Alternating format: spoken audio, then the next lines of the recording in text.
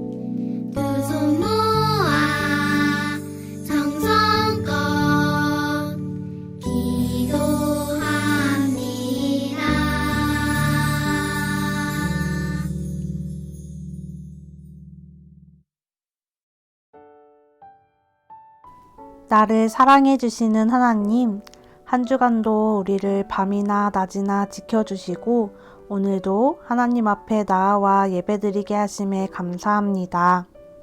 하나님, 우리가 어떤 모습이든지 여전히 신실하게 우리를 사랑해 주시고 함께 해주셔서 감사합니다.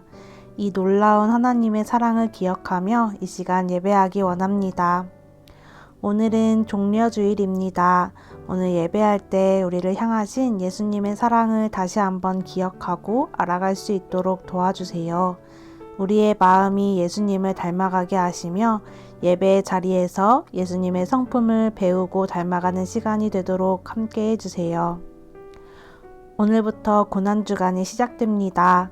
예수님의 고난과 사랑을 기억하게 해주시고 하나님의 마음을 알고 깨닫는 지혜도 허락해 주세요.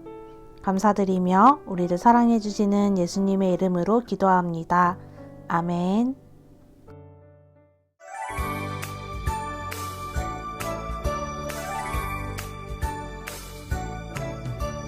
창세기 출애굽기 레위기 민수기 신명기 여호수아 사사기 룻기 사무엘 상하 열왕기 상하 역대상하 에스라 느헤미야 에스더 욥기 시편 잠언 전도서 아가 이사야 예레미야 에가 에스겔 다니엘 호세아 요엘 아모스 오바댜 요나 미가 나움 하바국 스바냐 학개 스가랴 말라기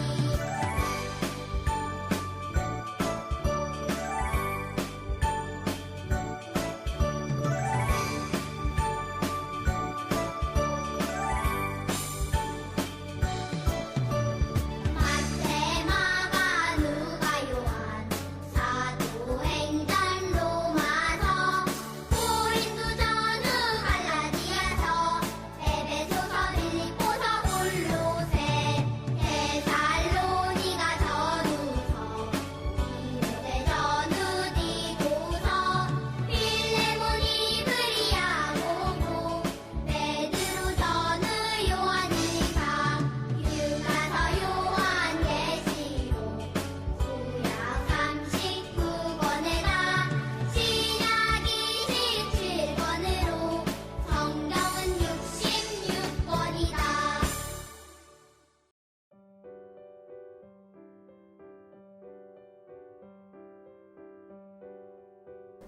빌라도가 이르되 그러면 그리스도라 하는 예수를 내가 어떻게 하랴.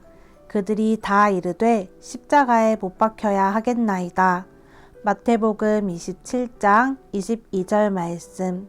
아멘.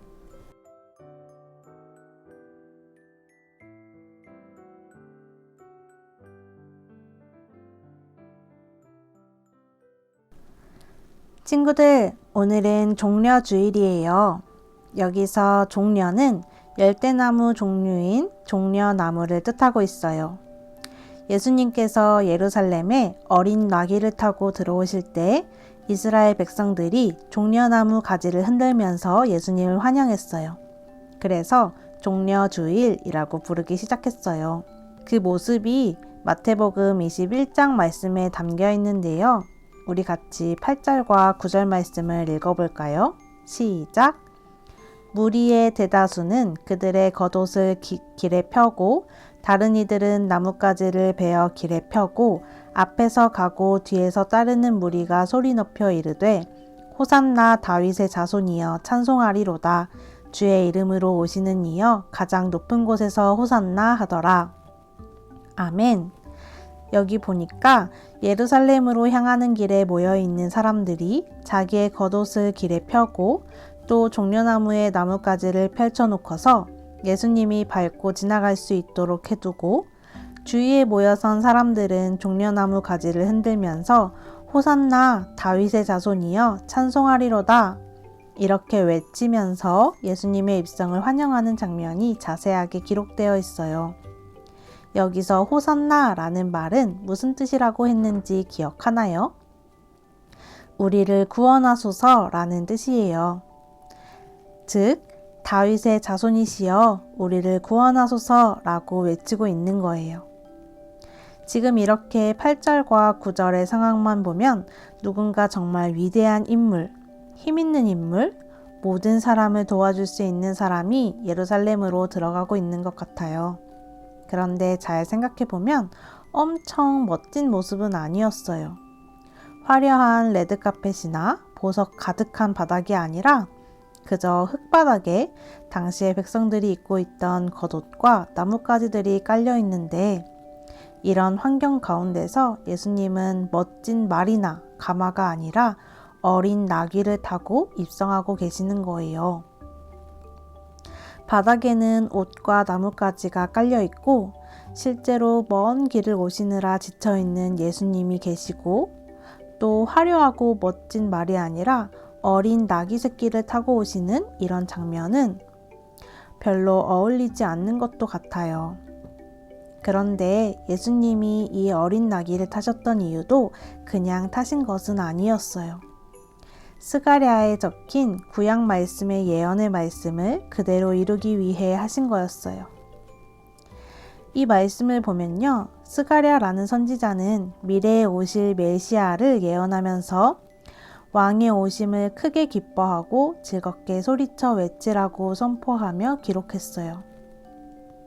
예수님이 겸손하신 모습으로 어린 나귀를 타신다고 예언하고 있죠. 이 말씀을 예수님께서는 그대로 이루신 거예요. 친구들, 우리가 삼위일체 하나님에 대해 배울 때 예수님은 무슨 하나님이라고 했죠? 성자 하나님이라고 했어요. 예수님은 성자 하나님이세요. 하나님이 이 땅에 사람의 몸을 입고 오신 분이에요. 예수님은 분명히 온 세상을 창조하시고 다스리시는 왕이시지만 사람들이 흔히 상상하는 왕의 모습으로 화려하게 오시지 않았어요. 태어날 때도 마구간에서 태어나셨고 예루살렘 성에 입성하실 때도 나귀 중에서도 어린 나귀를 타고 초라하게 오셨어요.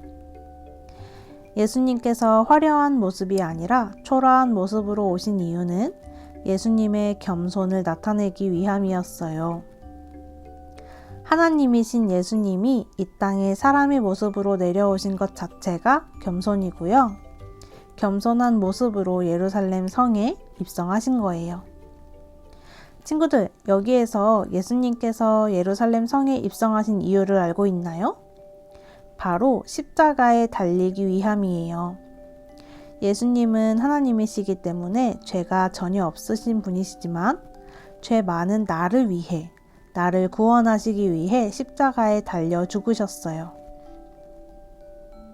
예수님은 하나님이시지만 높은 자리에 있지 않고 오히려 낮은 모습으로 낮은 자리에 오셔서 하나님의 뜻대로 십자가에 달려 죽으신 거예요. 바로 나의 죄 때문에요.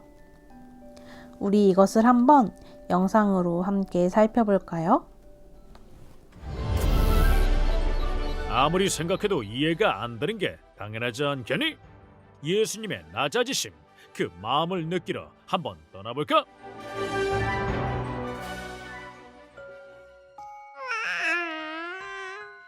사랑하는 우리 아기 예수, 하나님 감사합니다. 감사합니다. 약간 믿음이가 말했던 비하. 예수님의 낮아지심의 첫 번째는 하나님이 사람으로 낮아지신 거야. 몫으로 아들로 낮고 낮은 고유의 아기로 오셨지. 이것을 성육신이라고 하죠? 그렇지.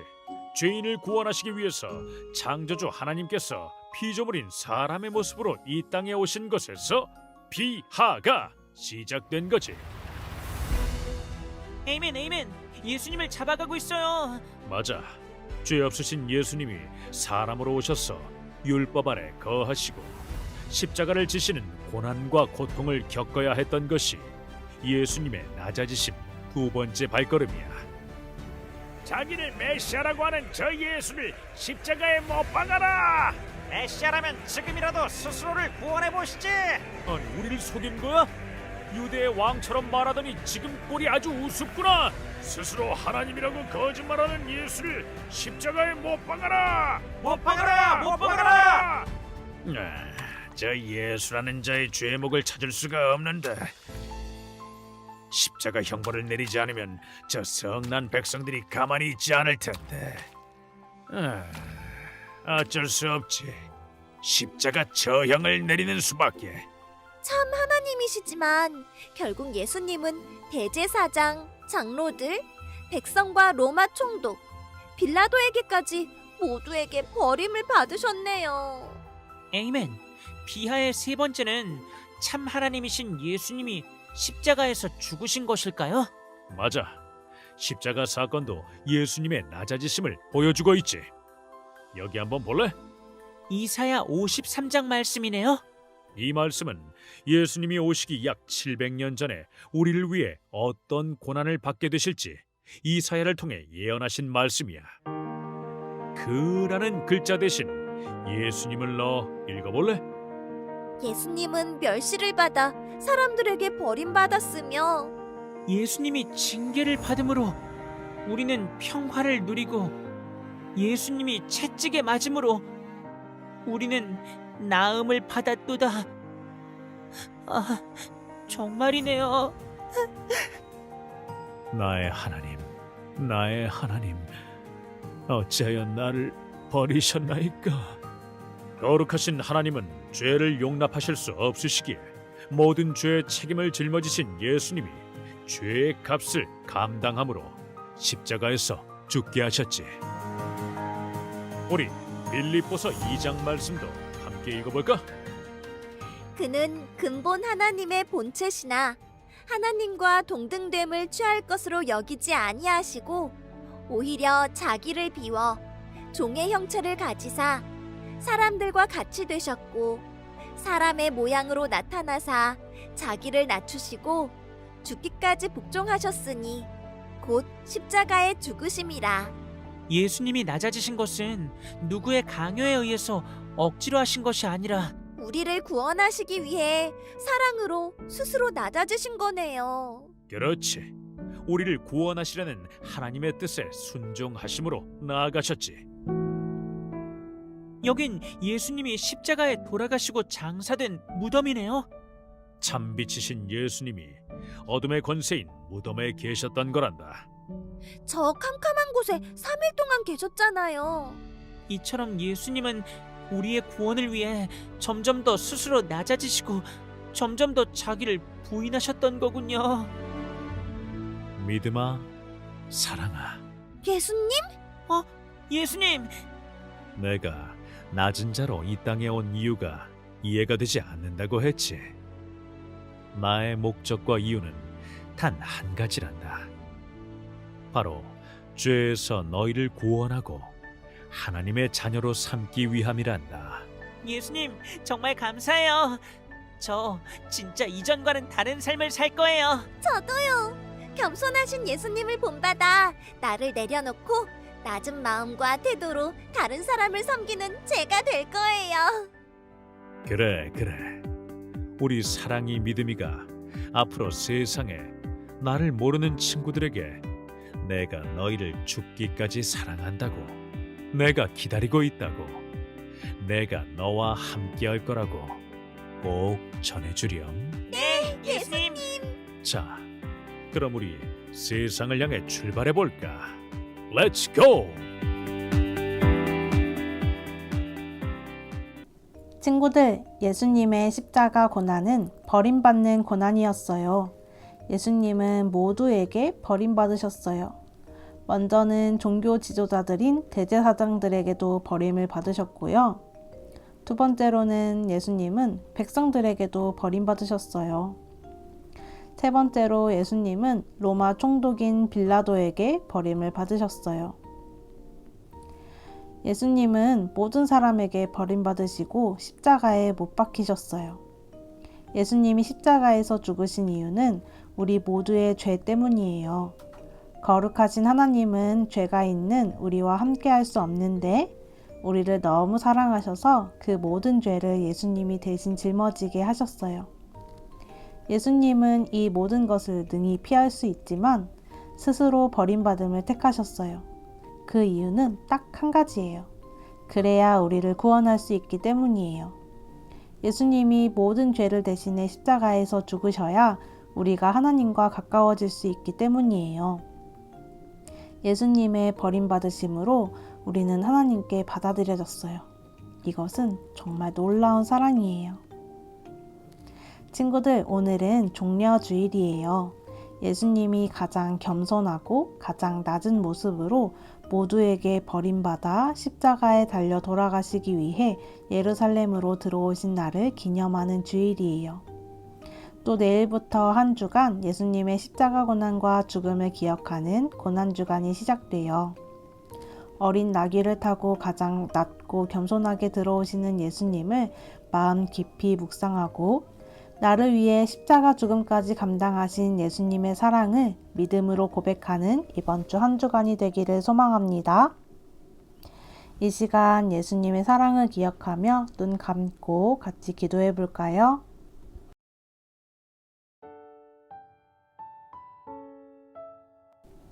하나님, 오늘 종려주일을 맞아 말씀을 통해 가장 낮고 겸손한 모습으로 예루살렘에 들어가시는 예수님을 묵상하게 해주셔서 감사합니다. 나의 모든 죄를 대신 지시고 버림받고 고난받으신 예수님을 기억하며 예수님을 내 마음의 중심으로 모시는 우리가 되게 해주세요.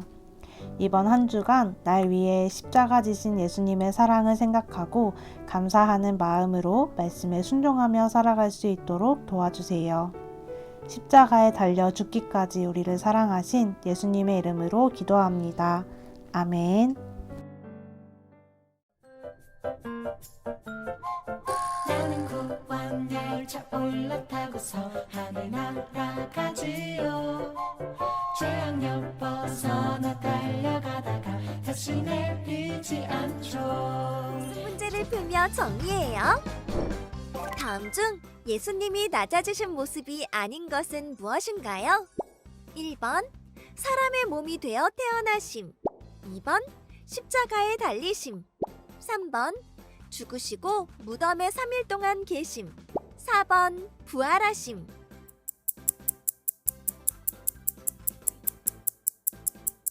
정답은 4번 부활하심입니다. 다음 중 예수님을 버린 사람을 모두 고르세요. 1번 대제사장과 장로들, 2번 백성, 3번 빌라도.